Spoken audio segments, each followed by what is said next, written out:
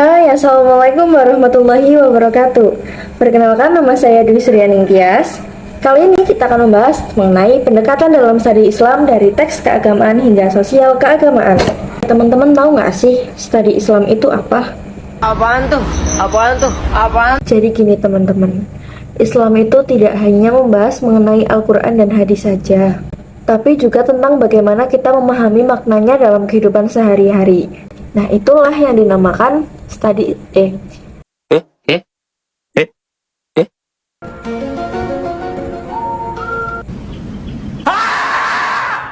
Nah, itu yang dipelajari dalam studi Islam. Studi Islam itu membahas Studi Islam adalah bidang ilmu yang berusaha melihat Islam secara utuh, dari teks suci hingga realitas sosial di masyarakatnya. Dalam istilah barat, bidang ini disebut Islamic Studies, sedangkan di dunia Islam, bidang ini disebut Dirosah Islamiyah. Nah, tujuannya apa kita mempelajari pendekatan studi Islam ini? Tujuannya agar kita bisa memahami Islam itu tidak hanya sebagai ajaran normatif, tapi juga sebagai sistem hidup yang nyata dan dinamis.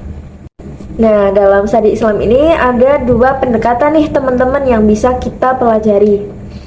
Yakni yang pertama ada pendekatan normatif atau tekstual, yang kedua ada pendekatan sosial keagamaan atau kontekstual. Nah, bedanya apa? Oke, aku kasih tahu. Kalau pendekatan tekstual itu menelusuri ajaran Islam yang langsung dari sumbernya, yakni Al-Quran dan hadis, yang bisa melalui tafsir, bahasa Arab, dan sanad hadis. Nah, kalau pendekatan sosial keagamaan atau kontekstual ini berfokus pada bagaimana ajaran Islam dipraktikkan dalam masyarakat melalui sejarah, budaya, politik, dan perilaku sosial umatnya.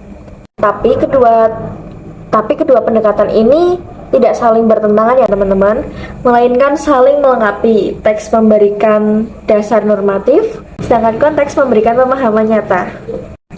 Misalnya nih, pelaksanaan zakat itu sesuai dengan perintah ajaran Islam 2,5%. Nah, tapi pelaksanaannya kini bisa dilakukan secara digital melalui program-program di media sosial.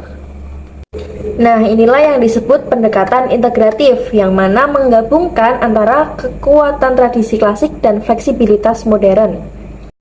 Di era sekarang muncul pendekatan baru yang disebut pendekatan integratif dan pendekatan interkonektif, seperti yang dikembangkan oleh Pak Amin Abdullah. Artinya, ilmu agama dan ilmu sosial itu berjalan berdampingan agar Islam bisa terus menjawab tantangan zaman, dari isu gender hingga kemajuan teknologi. Jadi, mempelajari Islam bukan hanya menghafal dalil, tetapi tentang memahami makna dan menerapkannya dengan bijak. Nah, Islam bukan hanya agama yang dibaca, tetapi juga agama yang dihidupkan untuk membawa keadilan, kemanusiaan, dan kedamaian bagi kita semua.